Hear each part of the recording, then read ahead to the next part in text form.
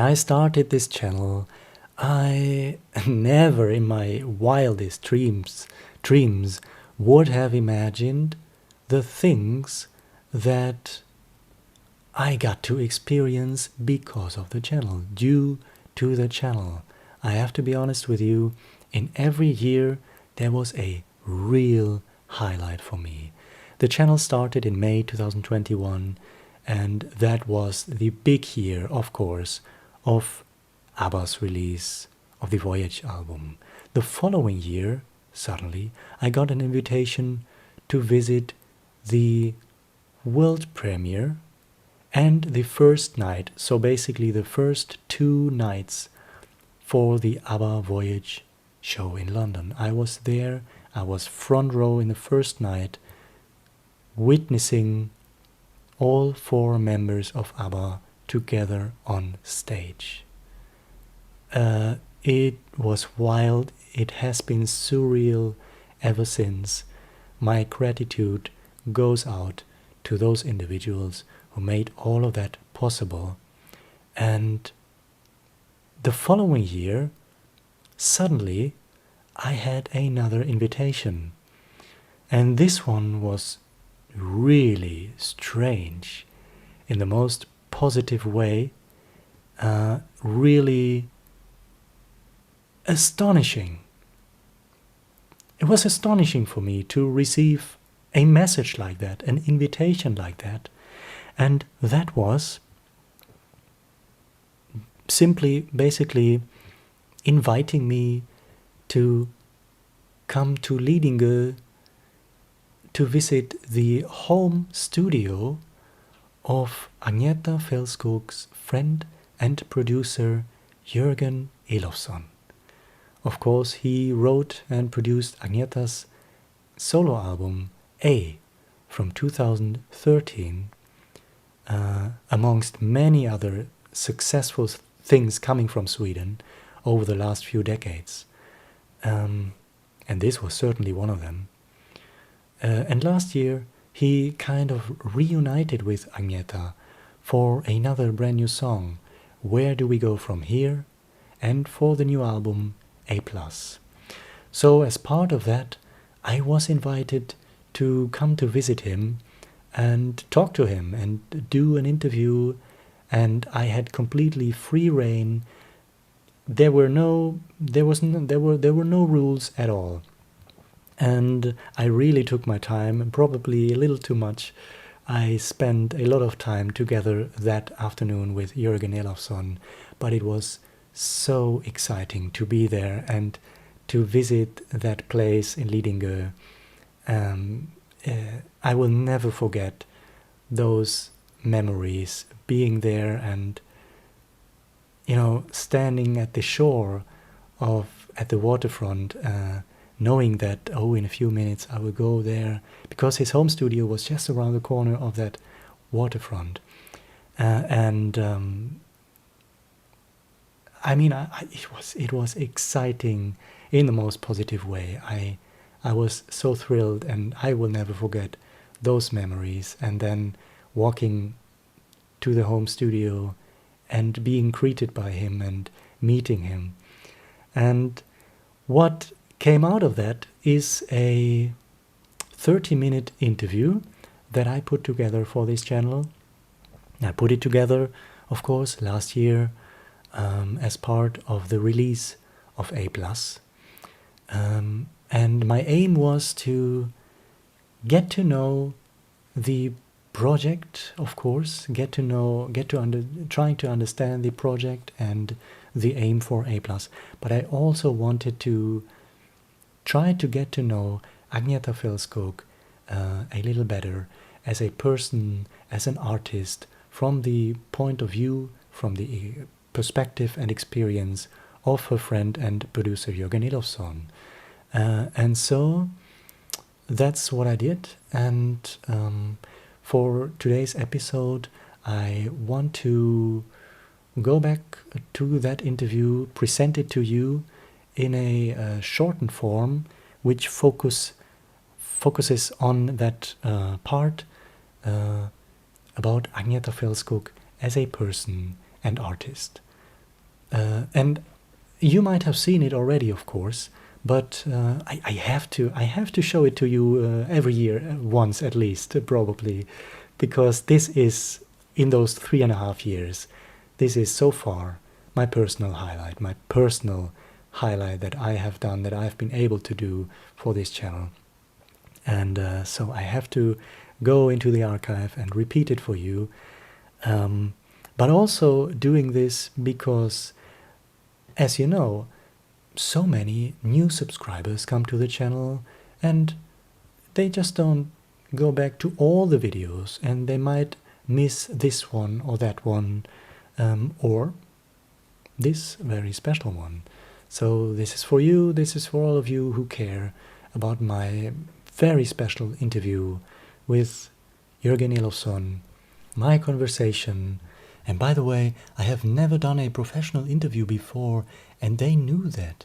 But for whatever reason, they really trusted me. And they said, well, then this will simply be your first one.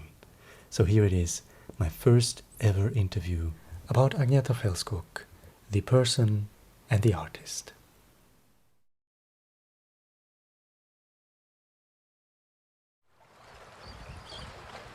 Today's video is very special.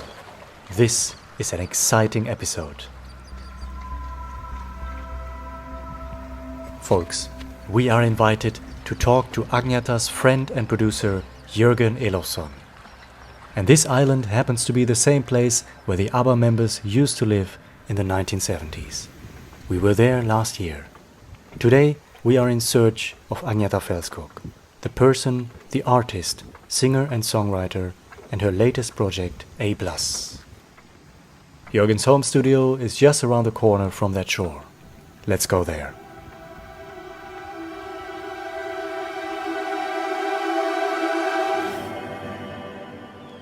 She's very focused.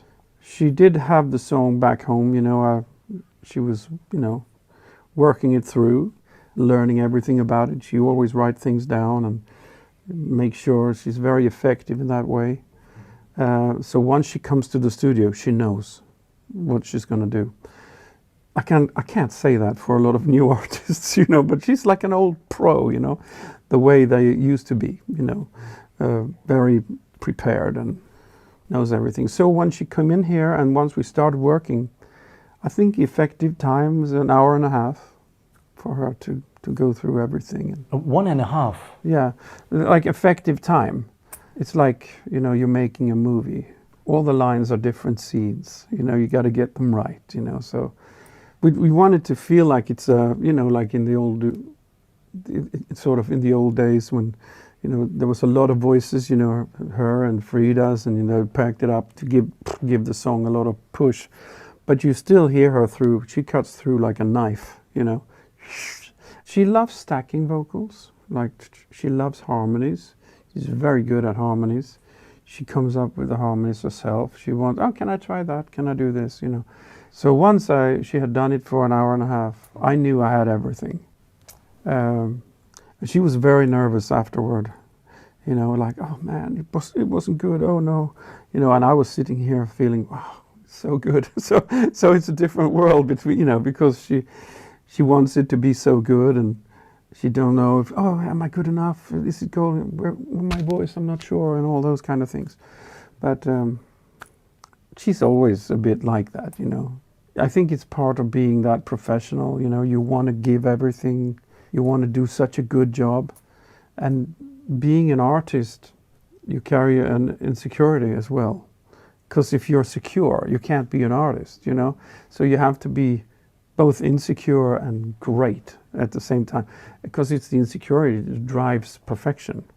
You know what I mean? So it's like actors. Was that good? Like Robert Redford, was that good? Like they're always, they don't know. You don't know exactly, so, but you want to do such a good job. And for her, now, she wanted to be, for my sake as well, of course.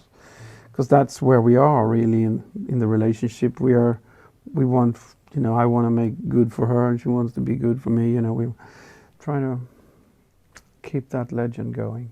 And did you realize this is actually the first time in over 50 years that Agnetha continues to work with the same producer on one of her solo projects? Oh, yeah. The last time was Björn Ulvaeus on her third and fourth solo album in 1970 and 1971. Oh, he did them. Yeah, that must say something about your relationship with Agnetha. So how has it evolved after A in 2013? I mean, first of all, I really like her. I think she's a great person. Hopefully she feels the same about me. But I think we meet in the music. And I think that's how she meets people, you know. The Björn twice kind of thing wasn't an accident, you know. But I mean, in this case, I feel we meet in the music. I think I understand a lot about her, I think, you know. And that does help. Especially, I think, if I would put myself in her shoes for a second, being who she is, I would work with people I would really trust. And, you know, you give trust and you get trust back. And then it evolves into a good working relationship. I think that's what we evolved into. I think she believes in me and trusts me. It's a wonderful thing to be able to help her reach the audience out there. Yeah, I think it's an amazing trust. How would you describe Agnetha as a person? Oh, for me, she's dignified, sort of quiet, doesn't speak too much, warm, caring, very family-oriented person, and also, again, very musical. So, yeah. How would you describe Agnetha's singing voice? Agnetha sounds just like she was a young kid coming out with a record today. It sounds perfect. So I don't understand what that is. Maybe it's because we've heard Agnetha's voice for so long that it's part of our DNA almost. And so wherever that voice comes in, it feels right. Like it's one of those original pop voices that just makes it work. She has matured, you know, like a great wine, you know, not being rotten, if you know what I mean, but really matured into this fantastic, wow, it's just amazing. And it's a little lower, it's a little warmer, you know, but it's so heartfelt and you can really tell a story. She's actually, I think, the artist that I think is the best of telling a story.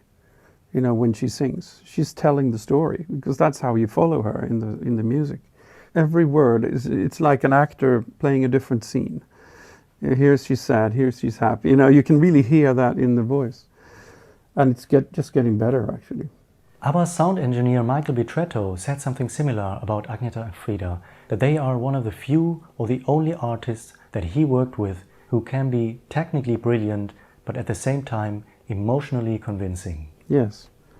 Yeah, I think he was right, you know. You experienced the same thing with Agnetha. Yeah, I do. And she's, the talent she has, it's still there. The raw material of her absolute musicality, it's still there. That's why it sounds so wonderful. Even though she doesn't do it that often, when she does it, it's really good. And I'd rather have it very few times and being really great than not being so good and too much, you know, so, yeah. Every 10 years? Yeah, every 10 years. I think that's what she would like. Between A and A+, it has been 10 years, and Agnetha returned in music with Voyage and ABBA. What would you say has changed in her as a person and as an artist with that experience? I think she's more relaxed, maybe. Yeah, more relaxed, more content with the whole thing. I feel the process was easier this time. It's more calm and more tight and not so spread out, you know. Otherwise, I think she's the same. You know, it's like me. I'm kind of the same, but different. For a long time, I have this idea in my mind that many fans and friends are actually excited about as well. To go back to Agnetha's Swedish songs, her own compositions from back in the day, rewrite them with English lyrics and have them newly recorded by Agnetha herself. What do you think about that idea? I think it's a beautiful idea. It might just stay on that idea stage if you want her to record them. It should be her. I can promise you one thing. I keep asking her to write songs. Can we write a song? Can I listen to something you've written? She's a very gifted writer. She always has songs going on in her mind. And she's a composer at heart. So it's more like if she has the time or the energy to do it, you know. When it comes to Agnetha, you never know. You never know. She might just say, yeah, you know.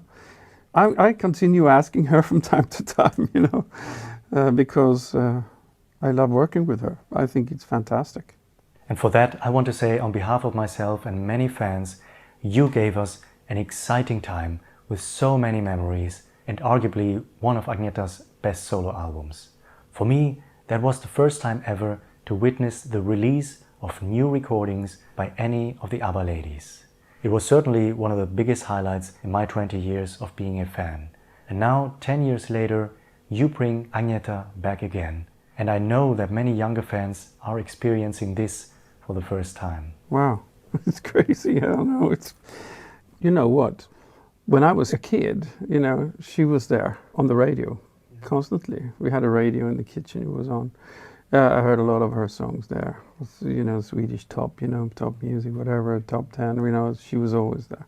I have a big memory when I was walking to buy my dad a newspaper, you know, in the kiosk. I walked down there, I had my little crown or 5 crowns or whatever and buy that one and get some candy or whatever.